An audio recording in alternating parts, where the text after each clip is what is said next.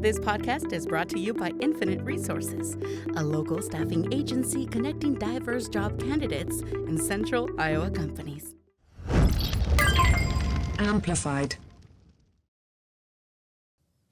So how urgent is this matter right now? So we're going to talk about, I'm here with Ben Lynch and Tim Nelson, and we're going to discuss the homeless issue. Like what's the best way to put it out there? That this is an emergency for homeless people? Yeah, it would arguably be the single most urgent issue in like the Des Moines area in terms of like municipal governance. Mm-hmm. It is, I believe, the 16th, right, is when the upcoming vote would be in the planned third and final vote. So in Des Moines or in Iowa in general, ordinances generally go through 3 readings, and then they have to pass each one of the readings. So on the 16th would be their third and final reading, and then it becomes a law. So September 16th is the final one. So they voted twice already. Yes. And only one voted no. So the first time around, it was 5-2. Okay.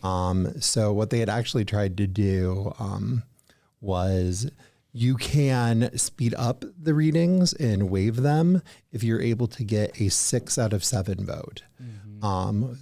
I will say, although I wish he would have voted against it a second time, Mike Simonson and Josh Mandelbaum voted no, meaning they didn't get the 6 that they needed, which forced it to a second reading. Oh, wow. Okay, so that second vote is what even gave it another breath.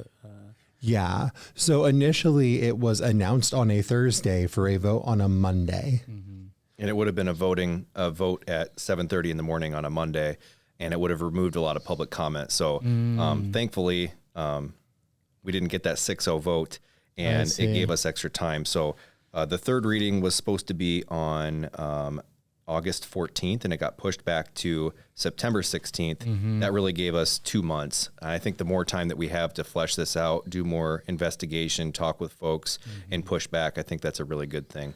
So let's start from the beginning. So when did this like begin, and who's the one that proposes it? Like, how does this work? I think you start with the Supreme Court. Mm-hmm. So there was a ruling, there's a city in Oregon called Grants Pass that put out an ordinance that did something very similar to what they're planning on doing in Des Moines. So similar, in fact, that when they were going through the plan for this particular ordinance, they mentioned Grants Pass in the actual slides of the plan. So the U.S. Supreme Court, and I believe it was a 6-3 decision, ruled that Grants Pass was allowed to do that. So previously, the previous Supreme Court, what was the word I am looking for? You're the lawyer. Case law.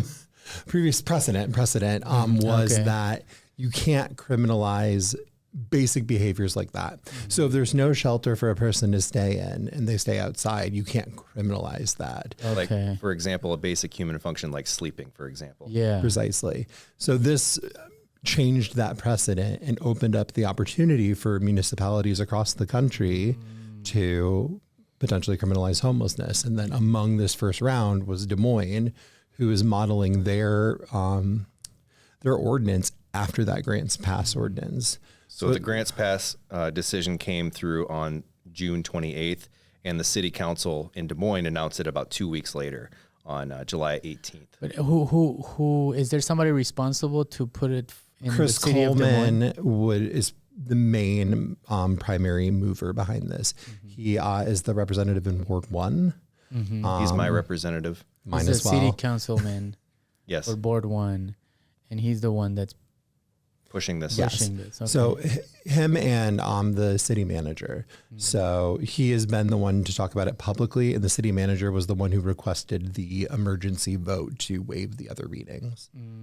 And it can only be inferred by that conduct that they wanted to push it through so that way people like Tim and myself and homeless folks and other community members who would be staunchly against this wouldn't see it, and it would have been passed very quickly in the morning at 7:30 in the morning on a Monday.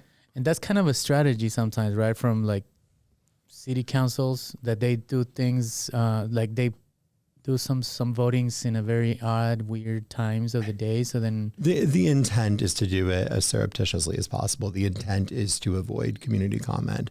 And what ended up happening was a lot of people, myself included, Ben included, we contacted all of our city council people. I believe on the day of that vote at like 7:30 in the morning on a Monday, there were that room was packed. Yeah. The city council room was packed, which I think number one tells you that the city of Des Moines and the people in the city do not want this. Yeah. And it also shows just the organizing like energy behind this. We did, this would have been, I think 2 weeks ago, we did a town hall and it was like standing room at the town hall. Overflowing at the DMAC campus. And I've also went out and talked to a lot of people as well too. And like the average person on the street or just, neighbor, relative that I've talked to about this, I really haven't found a single person who's against this or in favor of this. Yeah. The only people I'm getting pushback from are like big real estate executives, corporations, big companies downtown who view potentially homeless people as a nuisance or they don't want them on their property. Developers, and you got to remember that the city council is comprised of business owners and people trying to promote growth within the city. So the people that I'm getting pushed back are like the big players, the big rich people who don't want. They probably don't even live where the homeless people are, existing, like you said. And you said I saw a video, Ben, that you said that you've emailed multiple times to most, if not all, of the council men and women, and they haven't been very responsive. That's been a recurring theme and a problem with all this. So I emailed my ward representative along with everybody in the city council, including the mayor, Connie Bozen, the city manager, and I think I've only had an email response from Josh, who's against this. So that's great. He emailed me back right away, and I was very proud of his response. However, he's not my representative. Yeah. I did finally get an email back from Miss Bozen, essentially telling me that she wants to pass this and some reasons why she believes that it should go through. But other than that, there's been a lack of... Are they citing like safety? Is that their main reason? So I actually did get a response from Chris Coleman, and it's not even that they're citing safety as much as the big ruse here, the big lie is that they're trying to claim that this isn't criminalization of homelessness, that this is just something that they're doing to get homeless people to go to shelters or something like that. Which, by the way, is functionally not true. This ordinance would give people a simple misdemeanor. That is a crime. Okay. And if they don't do what they ask them to do, they're arrested. So, I mean, I think putting handcuffs on somebody is criminalization. Plus, they have court dates, fines. This whole thing, the narrative that they're kind of pushing is that we have all these bed spaces for people, and it's just these homeless people don't want to go anywhere. Like they're doing this for fun, or they want to be out there doing this. It's like... There's no bed space for people and they have nowhere to go mainly. So let's fund that kind of stuff. Yeah. And I think it comes down to what we were talking is like your morals, right? Like how I guess for me, for lack of better words, is like how callous or cold are you and how can you look at this and approach it in a more humane way? And it's coming down to that. I think this might be one of the biggest tests for Mayor Bozen, right? Yes. So I think the most telling thing and the thing that got me beyond, obviously, I personally experienced homelessness. So obviously I have a personal connection with this issue on that front, was the way that City Councilman Coleman described it is a carrot and a stick approach. Carrots and sticks are how we treat animals. Yeah. They're how it implies that homelessness is something to be punished, a behavior to be punished in a way to get you to not do it. Yeah. And it's just that framing to me that is just incredibly gross and toxic and dehumanizing. And it feels very anti-poverty or anti-poor as well too, because the remedy for fixing the solution is to find someone who has no money. How is that going to fix anything? You're telling somebody who has nothing in their pocket to go, get food or housing, and you're saying, here, stop doing this, and your punishment is to pay us more money. Give us $50 as a fine, and that's going to somehow incentivize you to get back on your feet. I don't understand that. It makes no sense to me. Can you think of anything else besides the Supreme Court ruling that supports this? Is there anything behind this? Is there some kind of like lobbyists? There seems to be some businesses now. So during that first meeting, there were only like 4 people that spoke in favor of it. One of it was a Trump guy. One of it was really embarrassingly Polk County Supervisor Angela Connolly. But the other 2 were business owners downtown. Someone who represented Ruan, which is a trucking company, and someone that represented a marketing firm. And it sounds like it's visibility and optics. It sounds like the annoyance is that there are homeless people downtown. We don't want to have to look at it. That's what it comes down to, is we don't want to have to see someone who's going through a tough time. Let's clean it up. Like they're an eyesore for us. That's how they view it. That's crazy. We've also had some real estate people sign up and not show up as well too. So what do you mean? Say that again. We've also had some real estate people sign up to come speak at the meetings and then not show up. That are for it. Yeah. And they don't show up. Ostensibly, potentially for it. But I also think that speaks to the fact that like, I would assume they're not showing up because they understand that being on a recording, because these are recorded live, saying, yes, I do believe we should be criminalizing homelessness. And that's another reason why I feel that I don't get responses to this, because I've been emailing and sending Facebook messages and posting, and nobody wants to put it in writing. You don't hear anybody that says, I think we should be doing this. And now I send these messages. I see that some of these high profile people, we're talking like big player attorneys, real estate people, people like CEOs that I know personally that I'm on boards with, and, I'm sending these messages, and it's all really weird. They don't want to put anything in writing. They'll just ignore it, or they'll say, call me. And then they'll kind of tell me reasons why they think it's a good idea. But the people we do have on our side, like the people who've spoken against it, who are like prominent, like elected officials, she will always be my boss. I manage Kimberly Graham's Polk County Attorney campaign. She's speaking out against it. The Polk County Attorney, for people who don't know, is the chief prosecutor in Polk County. They are, if you've ever seen Law and Order, the DAs. That's the Polk County Attorney for us. That's the chief law enforcement official here, who's saying, this is a bad idea.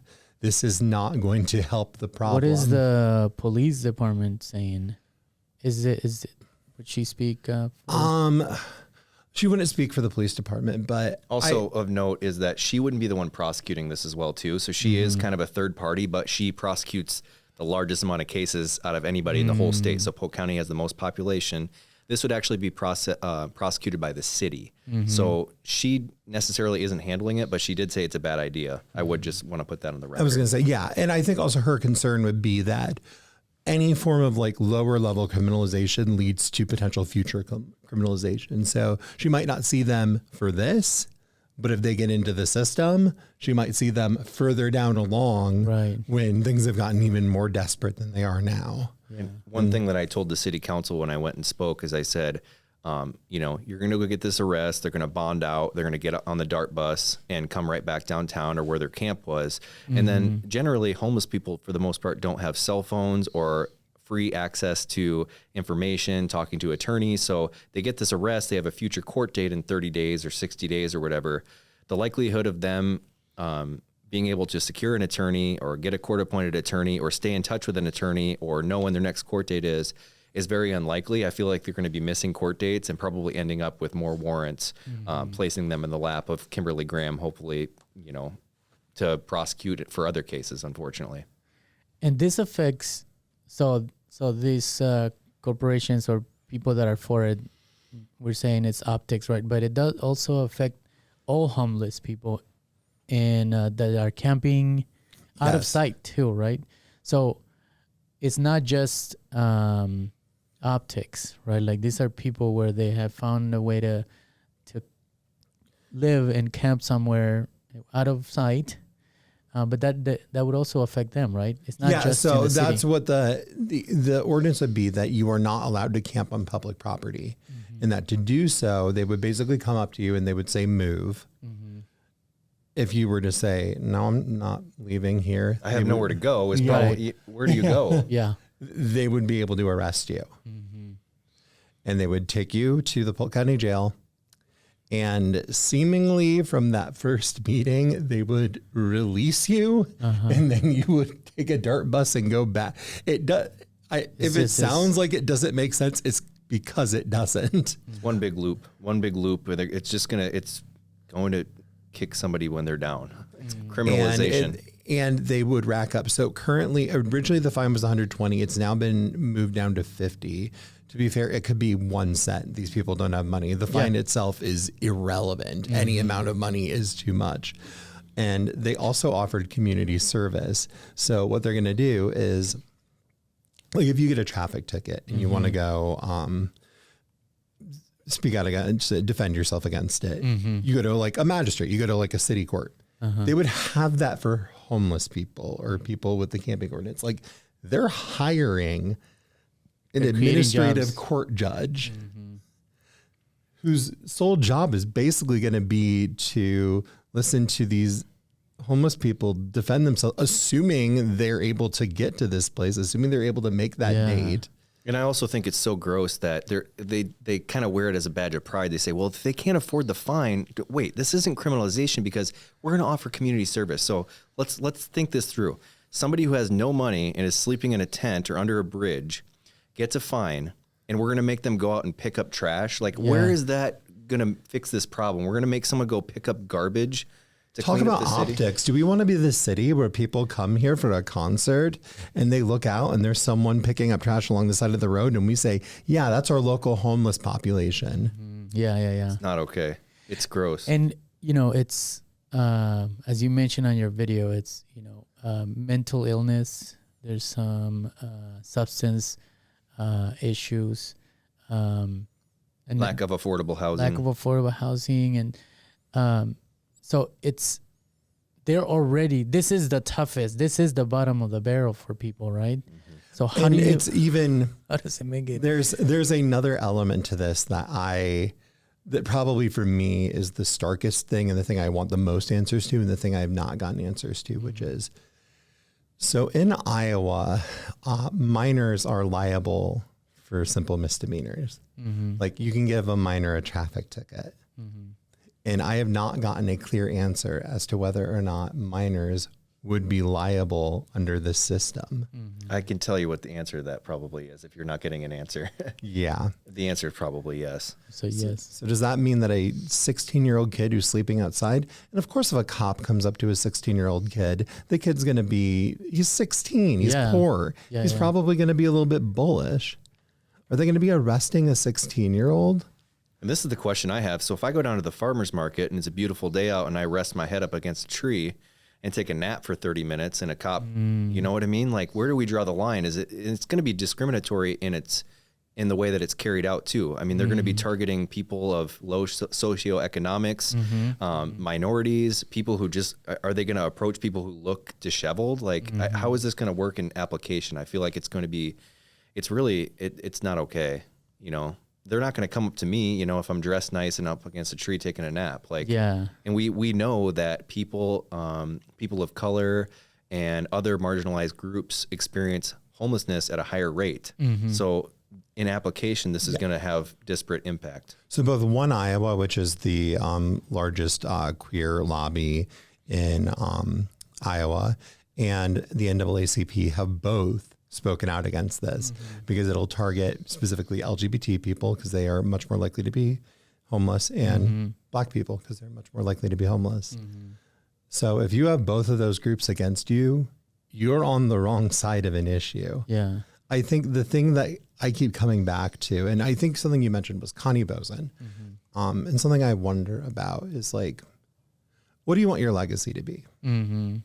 All of these people are in about their 70s. A lot of them are. This is going to be your legacy. These years right now are going to be what you're remembered for. And they're not doing it for the money. No, they're not doing it for that. So do you really want to be remembered as the person who criminalized homelessness because Brett Kavanaugh said you could? Because that's who you are being by supporting this. That is the side that you have chosen. And if this passes, I just want to let people know, and I think people already know, is we're not going to stop. If this passes, I'm going to make sure people are not reelected. I'm going to be calling people out. I'm going to be protesting. I'm going to be filing lawsuits. I'm going to be representing these people for free. And this is not going to go away quietly. This is not going away quietly. The ACLU put out a letter basically saying, hey, regardless of Grant's pass, this is still potentially constitutionally not constitutional. Like, you are going to be liable for, and to be fair, the city is not great when it comes to those lawsuits. Just this week, the city manager, Scott Sanders, had to put out a message that he supports the free press. Why? Because the police arrested a journalist and the city had to settle for $100,000 and put out those statements. So it's costing the city money, right? It's not like you were saying, Tim, I'm sorry, that in any way that you look at it, there is no logical way. Like, even if it's from a money standpoint, it doesn't make any sense. Well, what are they going to do? Okay, so let's say I'm homeless and I get arrested and I get a fine and I show up or I miss my court date or whatever, and I'm strapped with a fine. Okay. I obviously don't pay it. I'm homeless. I don't have the money to pay it. So does the city sue me to try to get that money back? Well, I think one thing that it'll do is it'll tie up getting, if you do get back on your feet, I know it causes issues with like your license and the DOT. Like, they don't let you do certain things. They can garnish your wages, your tax returns. It's just going to have a ripple effect. Even, $15 or $50. The thing is, you pay, the city pays the city attorney. Our tax money pays the city attorney. If they're going to go after people for these fines, it's not financially practical. No. And the thing about it is, every dollar you're spending to do this could be spent on building an apartment complex or buying a house for people. Things that permanently solve the problem. I heard that New York was doing, the mayor of New York, I think they kind of, they asked for a report of all the land that is undeveloped or buildings that are, that could be revitalized.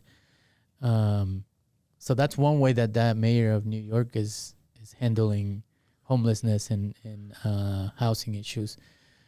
So that means that it could be modeled after that, right? I mean, the mayor has more power than she's putting out there to be, or could she order the thing about it is like they that? can decide what they want to do with the budget. The city gets a certain amount of money in property taxes, and they can decide what they want to do with that budget.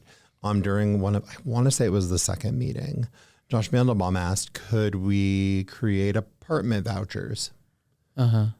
Could we? There are tons of different solutions and tons of different cities doing tons of different things. It's lazy. It's a lazy solution. It's just, it's thrown in the towel and say, we don't want to tackle the real issues. We don't want to work on this or that.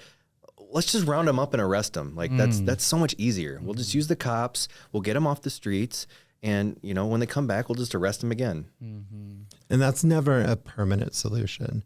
That just becomes cyclical. These people end up in the system and your tax dollars ultimately go to pay for it. And one thing, so I, for my job, do campaign consulting and work with a lot of campaigns. And when we're formulating policies, that taxes are investments.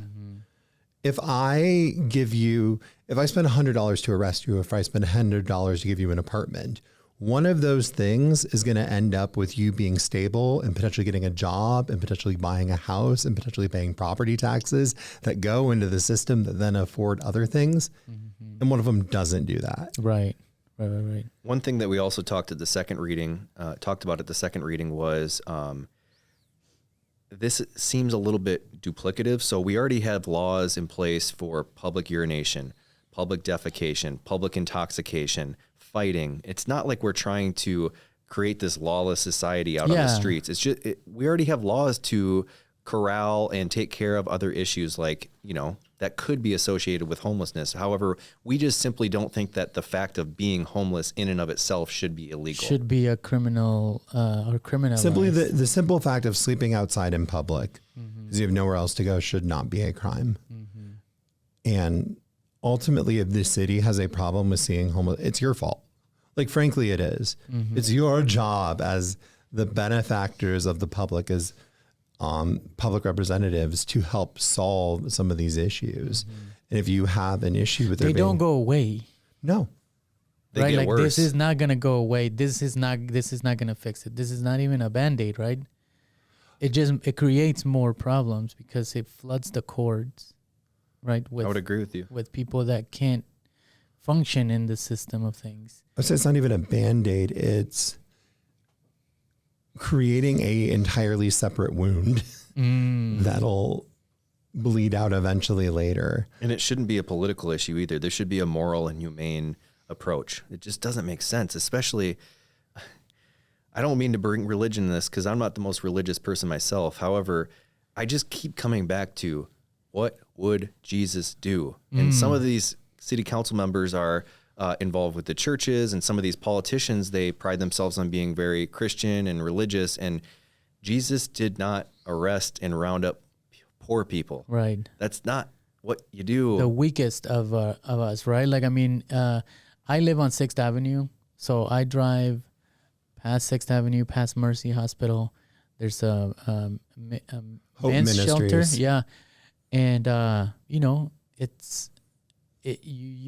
feel for them because I know somehow they got there for unfortunate reasons, right? Like, we don't all get the best cards dealt in our life. We don't choose our parents. We don't choose our environment. We don't choose who raised us. Disabilities. And disabilities. And so it comes down to like your core of like your morals. So I think My mom voted for Trump twice. And when I explained this ordinance to her, she's like, that's dumb. Why would they do that? Genuinely, I think that if you explain this ordinance to basically anyone on the political spectrum, they're going to, from any perspective you look at it, from finances, from morality, from basic public policy, I don't think there's a way you can view this as good or as a thought through policy. And speaking of that, there has been a signature request form out there for this issue. And it's kind of for small businesses, but also for just anybody in the Des Moines area or in general.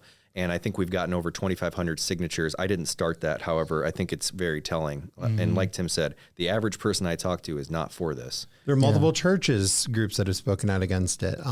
Representatives Austin Baith, Representative Ruth Ann Gaines, Representative Megan Srinivas have all spoken out against it. The Polk County Attorney has spoken out against it. Ali. The Shaima Ali, who's on the Broadlands Board of Trustees, has spoken out against it. The Polk County Democrats have spoken out against it. ACLU has spoken out against it. And this comes down to the city council vote.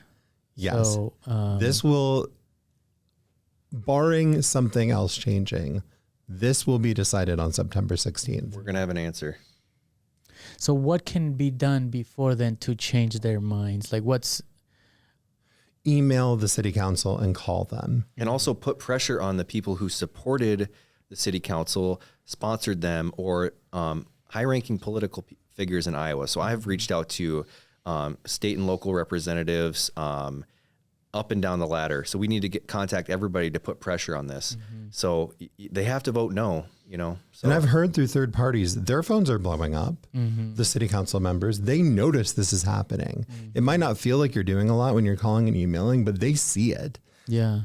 And that adds up. When they're looking at 50 emails in their inbox of people telling them that they're doing the wrong thing, that adds up. The fact they already pushed this vote means that they're at least responsive to this. Right. I would say another thing that you can do is sign up to come speak at the third reading. You can just come to sit and watch the third reading. I think having that physical presence down at City Hall is really important. Sadly, I'm an attorney, and the second reading a couple weeks ago was actually the first time I've ever been to a city council meeting. That's kind of sad. I'm kind of embarrassed to say that, but this issue spoke to me so heavily that I needed to be down there, and I want to try to get the word out, because if we can inspire that in some other people, I think September 16th at what time? Or does it? It's usually at what, like 5:36? Yeah, it's usually about 5:30. Another thing that is worth bringing up is that both Chris Coleman and Mike Simonson, who I give, and if he votes against it again, I will be voting for Mike Simonson.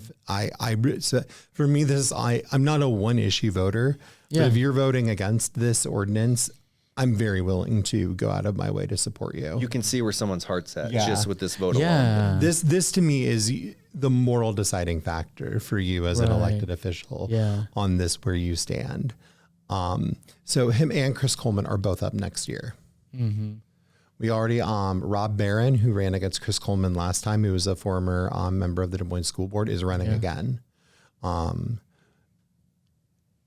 feel like Rob Barron would vote against this. I know Rob, and I had him here, and I've interviewed him, and this is why it's important to vote for like local elections, right? For issues like this that impact your neighbor or people that are in your neighborhood. I mean, the people that I see when I'm driving by, like I feel like that's my neighborhood, and like it's a heartbeat. It's just another. The federal government maybe passed I think it was 26 bills last year, something like that.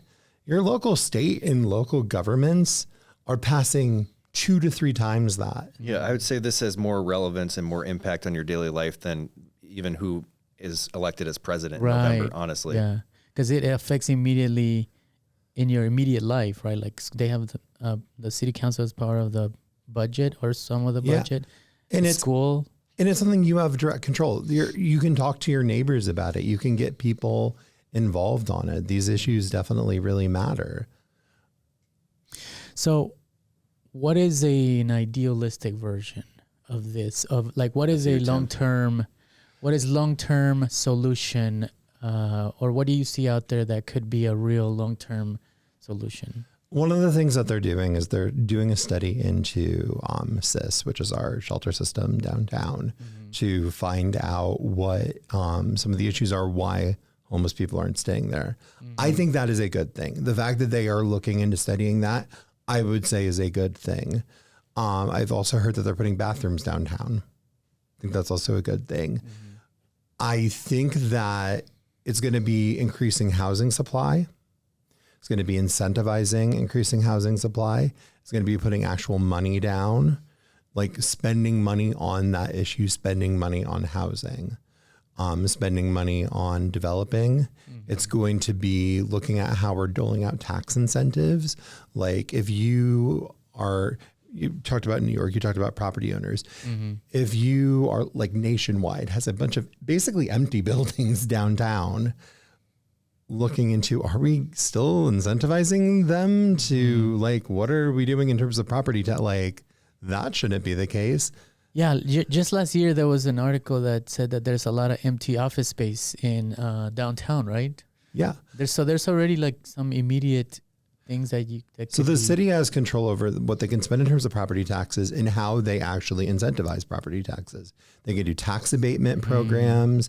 They can do tax increment financing, which is kind of an issue. Tax increment financing, in the most basic way I can possibly explain it, is you essentially freeze property taxes in an area and you give a bunch of money to redevelop that area. And then you pay that money back through the accrued additional property taxes. The idea being that you're increasing the land value, which would increase the property tax value. There is some argument as to whether or not that's the best way to do it. And I see it on both sides, but I would argue that any money being put into actually housing people, any dollars being spent into actually solving the problem, which is giving people housing, is the right moral choice and the right policy choice. Don't you want these people to set roots here, get a job here, work here, become a taxpayer, create jobs through their own spending? Wealth is not a zero-sum game. It increases on itself. And if you give people the right boost to do it, they'll take the reins and do it from there. Exactly, because nobody wants to be out there being homeless. It's not a conscious choice. They make it seem like they're having a good time, or it's this something that they want to do, or that they're refusing to go to a homeless shelter. Homelessness is not a choice. It's not a voluntary choice. Nobody wants to be there. So You said you landed there. I don't know if you mind speaking about it more, but Yeah. how is there like a what causes homelessness more? I Is there had a some major numbers? mental health break. Okay. Was for me. I have a disability. I have a heart condition, and and heart conditions are very comorbid with depression and anxiety. So basically, I had so many recurring anxiety attacks that I essentially just had a mental breakdown where I couldn't keep a job, which affected my housing and affected my relationships. So it made it so I really couldn't stay with family. It essentially kind of severed a lot of different things. And I wasn't even in the right mental state to take advantage of certain things that were available. Right. What ultimately got me out of it was access to resources. It was resources for housing, resources in terms of eventually getting a job, stuff like that, resources for mental health, like the things that give you a stable baseline. How do you think that getting arrested would have helped you or It wouldn't impacted have. you in that It situation? would not. It ultimately, I would be dealing with it now. Right. If I had that in my background, it would affect your ability to get a job. It would affect your Yes. ability to get an apartment. It would affect your ability to get a house. It would affect your ability to get a loan. It would affect your ability to get so many of the things that a person needs to do to get out of homelessness. We're not removing barriers. We're creating them. Yeah. This doesn't make less homeless people. This arguably makes more homeless people, or at least people who are homeless for longer because they can't get out of homelessness. And some lack IDs, right?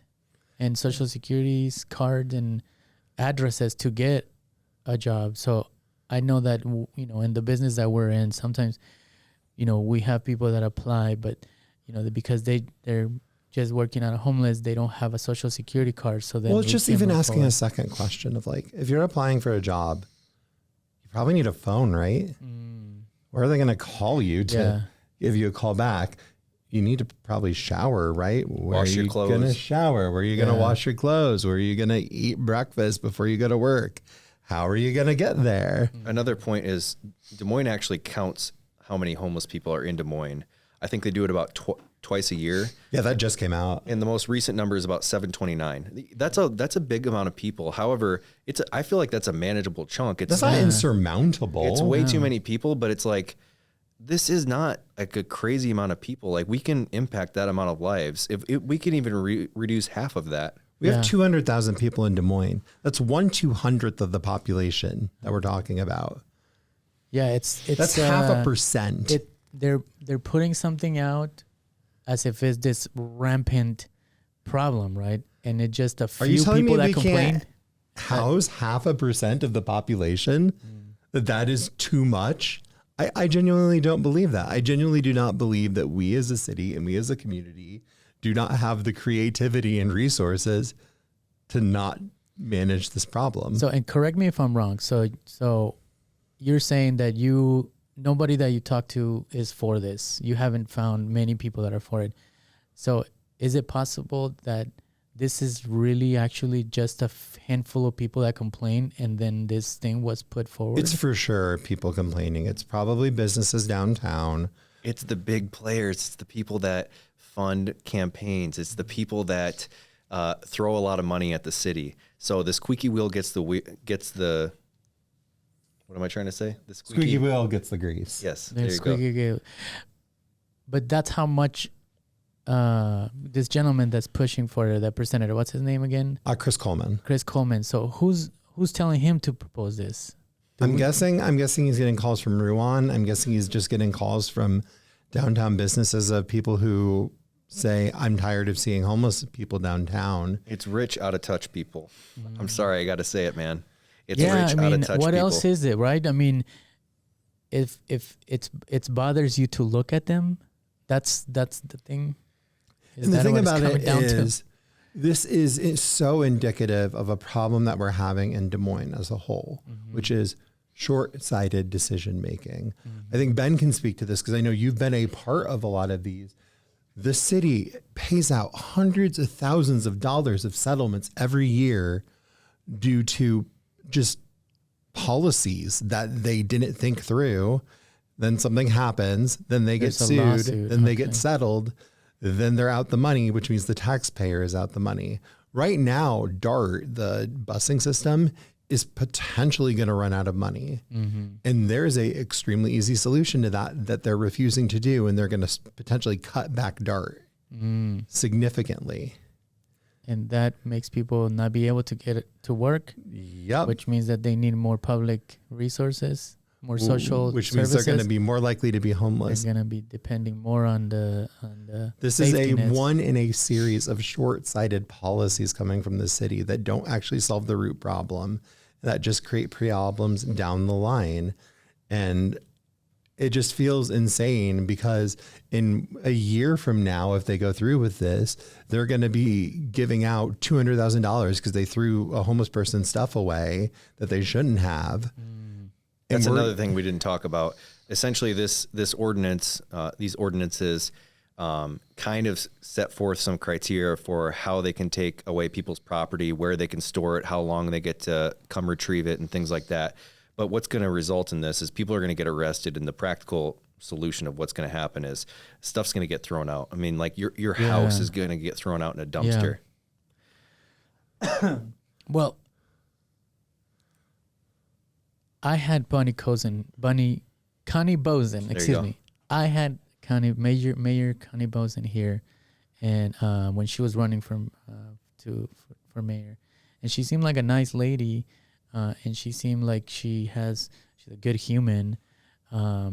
So I think that she has more influence than she likes to, take on, right? Because she just emailed you back saying that she's voting for it.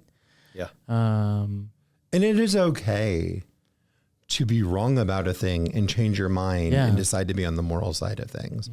Like if Chris Coleman changes his mind and says, I was wrong about this, let's not do it, I will have a deep amount of respect for him for doing that. It is okay to be wrong about a thing and change your mind and move with the people and be responsive. That's not a weakness in a public official. Or just to say, hey, I thought this is what people wanted to do. I've listened to the community. We've determined that actually people don't really like this for the most part, and I'm going to change my mind. I think that would be very commendable to listen to your constituents and change your mind. I think it's a good idea. It's a strength, right? It shows that you have character. I think the weakness is bullheadedly going for something. Digging your heels in. Yep. Doubling down and doubling down and doubling down. But what are they saying then? What is the reason? Like on these hearings that you guys have been to? They are denying that they are doing what they are doing. What they're essentially saying is this is not that big of a deal. Like, guys, this is humane. This is helpful. It's not that big of a deal. It's not as punitive and degrading as what you're making it. Like, this is to help them. They keep trying to say this is going to help them. This is going to help them. Yeah, I mean, how does it feel if somebody just comes and grabs your things and throws them away, or gives you, like that? There's no dignity there. Like you're taking the core of a humanity, right? Like to. Do you know where they're talking about spending money? What? They're talking about spending money to have the ARL house these people's pets, homeless people's pets. Because when you go to a homeless shelter, most of them don't allow pets, and that's the reason that some people don't go to a homeless shelter. I have a list. Sometimes sobriety can be a checkpoint for reasons that people are let in or not let in. So active drug users cannot sometimes come in. Sometimes they have phone limitations on when you can use your phones. Sometimes they have an abuser or an assaulter who is also at the shelter. There could be no contact orders in place. It could be an unsafe place. There can be bed bugs. So homeless shelters don't exactly get the most funding. So they don't always have the most resources or bed space available for people. So there's impediments for what reasons and that they don't go there in the first place. And one of the people that are, in this fight with you guys is Monica. She says something profound, something similar to what you're saying, is like they're putting money to house animals, but not humans. It is incredibly dehumanizing, and it's just silly. If you house the human, you also house the pet. And it was kind of funny. Like, it was kind of funny in a weird way. Like, they were so proud to say that ARL thing, and then everybody was like, kind of gasped at the hearing. Like, are you serious? Like, you're caring more about the dog than the people. Like, that means that there's an out of touchness. They're right? totally out of touch. They don't get it. And I've never been homeless or even come close, but like, so when you said, how does it feel to get your stuff taken away? I cannot relate to that. I can't imagine it'd be a good feeling. Like, no, I can't imagine like, but I don't know. You don't have, as a homeless person, you don't have many things that moor you to this world. You don't feel connected to your community. You don't feel connected to other people. And you feel very dehumanized and you feel very hidden. And to have the very few possessions you have in this world, the very few things you have that you own that are yours, thrown away, that is an horrifying, really damaging feeling and really dehumanizing. And just from the moral dimension of like, poverty is not a sign of how good you are as a person. Right. Poverty is not immoral or a sign that you are a horrible person or that you're lazy, or poverty is caused by many things. And there's this almost treatment of homeless people like you are like a plague or something like this, or some negative thing that you're causing this to yourself. Yeah. That I feel we have to root out of our culture and root out of our government, because it seems a lot of the language we're hearing, carrot and stick, these people aren't accepting shelter at the places we have, is very dehumanizing and doesn't seem to seek to understand these people. And how can you ever solve a problem you don't even want to understand to begin with? And we're trying to solve a problem with people who aren't even invited to the conversation. So a lot of these homeless people, out of these 729 people as of summer of 2024, how many of them are listening to this podcast or coming to the city council meeting? Probably none of them. Like, so they don't, voiceless too. They're the voiceless. Yeah. We got to stand up for them. That is true. They don't have a say in this. So somebody has to speak up. Yeah. Well, I want to thank both of you. I want to thank you, Ben, for reaching out and having this, being on the forefront of this. Tim, I want to thank you too, for being, courageous to tell, your story and how you moved out of that and how you're now in the forefront of this fight too. So hopefully when we put this out, we'll put it out as soon as possible. Yeah, email and call. If you go on to Google, just type in Des Moines City Council, click the first link that you see. It says city government, and then it'll have them all listed. It has their email on it. So just literally go to, and then maybe you can put a link in or something. Yeah, we'll put the link up and then just click and then just email them. And yeah, because it is like their hearts need to be changed, right? Yeah. These people are your representatives. They represent you in government. These are the people you're paying to represent you. You have every right and every incentive to tell them what you want them to do. And you would think that this is easy, but these city council men and women, they have families, right? They have children. I'm sure one of their family members is probably struggling with something. And one of their family members may be one paycheck or one disability or injury or mental health crisis away from being homeless themselves. Yes. So they don't have to think too far from their lives to know how quickly it can impact them as well. So, there's so many elements that can get you to that point, right? That, it shouldn't be this. We shouldn't be talking about this, right? But hopefully it gets to them. Hopefully one of the council men and women. So what it has to be. It's this third reading. So the third reading will be where it decides, essentially. So it's 7 votes. They need 4. Basically they need 4 they need 4 no's, or basically it's one of two things. This dies one of two ways. They either need the 4 no votes on the 16th, or this motion just needs to be tabled indefinitely. Just like we're not going to talk about it for now. I don't know if the first one will happen, personally, just from my own knowledge and political. However, they'll table it. It's a long shot. No, I think that the vote will happen and they'll all courageously get up and vote no.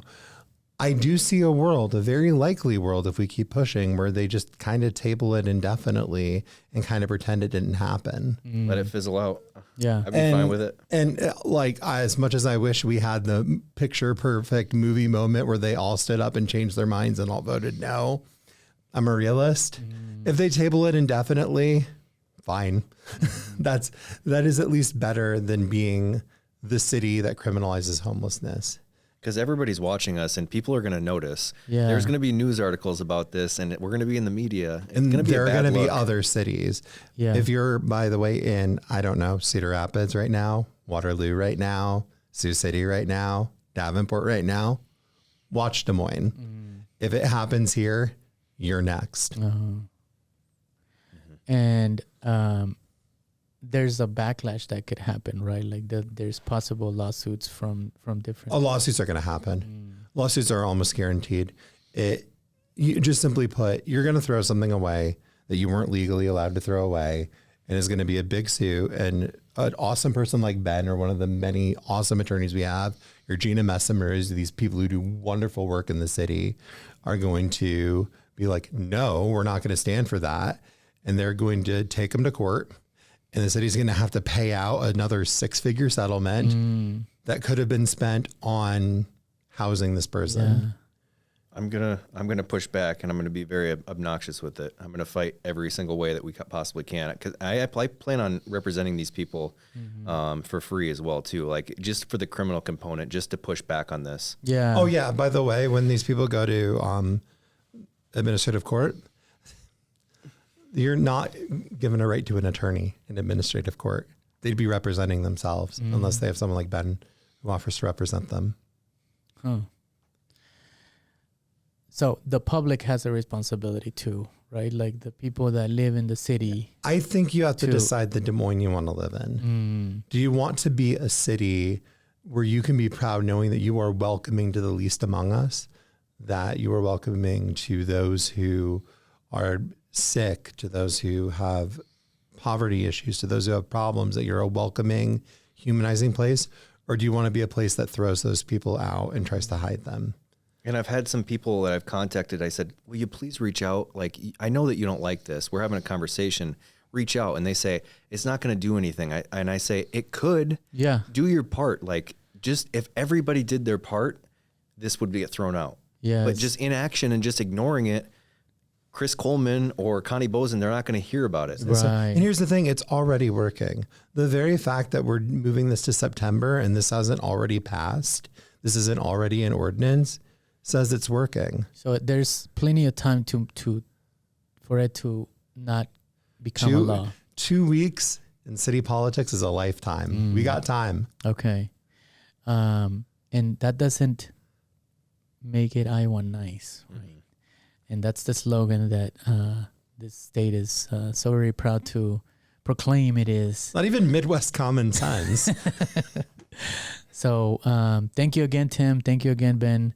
We'll put all the links and all the addresses, the time and date of the next hearing, your website, the councilmen and women. Yes, definitely emails. put Ben's website on there because he's an amazing, I'm just going to plug him. He is an amazing attorney. He does a lot of amazing work in this city, and he is one of the good ones of doing good things in Des Moines. So I'm just going to give that plug because I'm very honored to be this band's friend. Well, I'm a very busy guy. I'd much rather be doing other good things than being tied up in court for this stuff. Like I would be happy to help with this stuff, but it's not what I want to be doing. I'd rather go do something else. Yeah.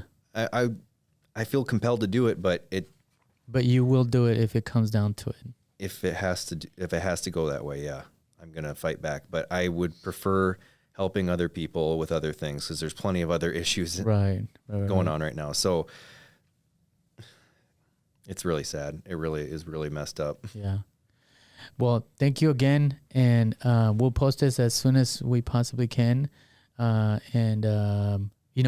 you're watching this, share this and pass it on. And maybe it'll inspire somebody to call or email the councilmen and women to see if they can change their mind. So I think they can. I think they can change their mind if they listen. Yeah. Thank you very much, guys. Thank you.